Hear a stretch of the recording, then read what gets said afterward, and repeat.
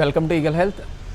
నేను మీ doctor KSS Sivakrishna, ఎండి ఆయుర్వేద, శ్రీ జీవన ఆయుర్వేద వైద్యశాల, విజయవాడ. ఎక్కువ మంది మేల్స్ అబోవ్ 50 years 60 years అందరూ సఫర్ అయ్యే చాలామంది ఎక్కువ కంప్లైంట్ వస్తుంది ఈ రోజుల్లో.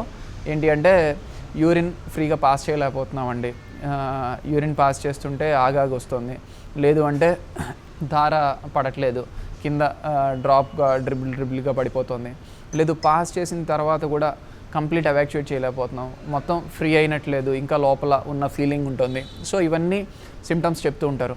ఇవన్నీ ప్రాస్టేట్ గ్రంథి, యాక్చువల్లీ ఏంటంటే ప్రాస్టేట్ అనే ఒక గ్రంథి మెయిల్లో ఉంటుంటుంది. దీని వాపు యాక్చువల్లీ ఆ గ్రంథి కనుక వాస్తే యాక్చువల్లీ ఈ సమస్యలు మనకి జనరల్లీ చూస్తూ ఉంటాము. ఇది రెగ్యులర్గా ఆల్మోస్ట్ 50 years దాటిన మేల్స్లో అందరిలో ఈ మధ్య మనం ఎక్కువ గమనిస్తూ ఉన్నాము.